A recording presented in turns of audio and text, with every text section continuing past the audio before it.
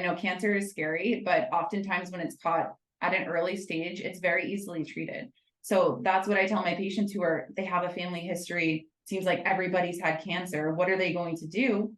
Go in for your annual screenings. Well, hi, my name's Jennifer Siranosian. I'm a cancer genetic counselor at UMass Memorial Health, and I see patients who have a family history of cancer or a personal history of cancer to discuss genetic testing options. So there's the role of genetics for patients who have a family history of breast cancer, and there's a role of genetics for patients who, were recently diagnosed with breast cancer. So we see in our clinic, we see patients that fall into both categories, and sometimes one patient will fall into both categories. They've recently been diagnosed and they also have a family history of breast cancer or other types of cancers that are associated with breast cancer. For patients who have breast cancer, there are many reasons to pursue genetic testing. Some are very specific to their treatment.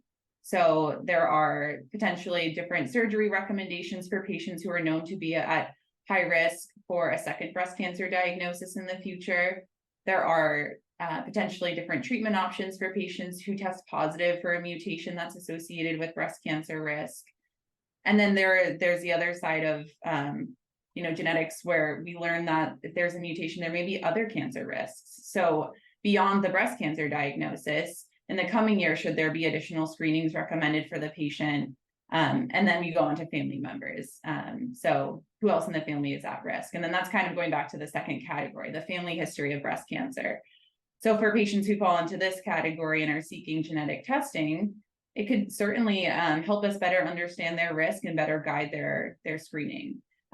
So that might be mammograms earlier than they are typically recommended for members of the general population, or additional breast cancer screening. So adding in a breast MRI rather than just doing the annual mammogram, so more imaging. And then again, sometimes we learn of other cancer risks too. So then incorporating those additional screenings.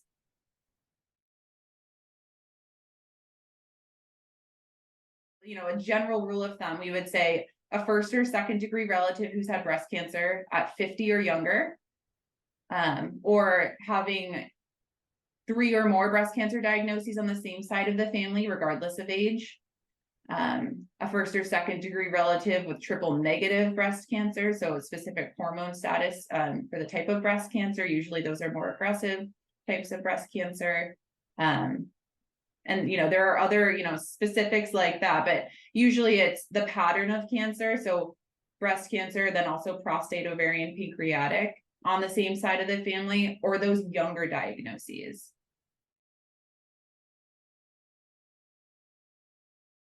We typically do our test from a blood draw sample. Sometimes we do it from a cheek swab sample if patients aren't able to come into the lab. But either way, the genetic testing lab extracts the DNA from that sample, and they look at the DNA sequence for a series of genes. The size of the panel, so the number of genes analyzed, is something that we decide with the patient in our genetic counseling appointment. While reading through the DNA sequence of the gene, they know, what they expect the DNA sequence to look like.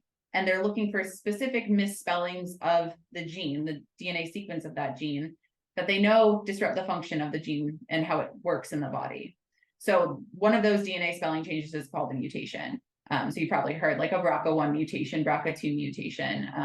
That's essentially what they're trying to identify, or what they're looking for with the test. So if we get a positive result back, if we do identify a mutation, in our clinic, we meet for a full follow-up appointment to discuss the risks and recommendations in detail. And that usually involves, we'll place referrals to the clinics, like the gynecologic oncology clinic if we learn that there's ovarian cancer risk, or the high-risk pancreas clinic if we learn that there's pancreatic cancer risk. We have a high-risk breast clinic as well. So if patients aren't currently patients there already, we can make referrals over to that clinic. And then, from there, they'll see these specialists and come up with a screening plan that better fits the risks that we've learned with the genetic testing. We also try to, provide some support, because this news can be very jarring to learn about these cancer risks. So we'll, provide resources. There are a lot of good support groups online. We have, a great social work team at UMass as well. So we'll try to keep patients, get them connected with whoever we think that they need at that time to support them through the transition about learning this new information. And then we're always here as a resource too, if they think of questions later on.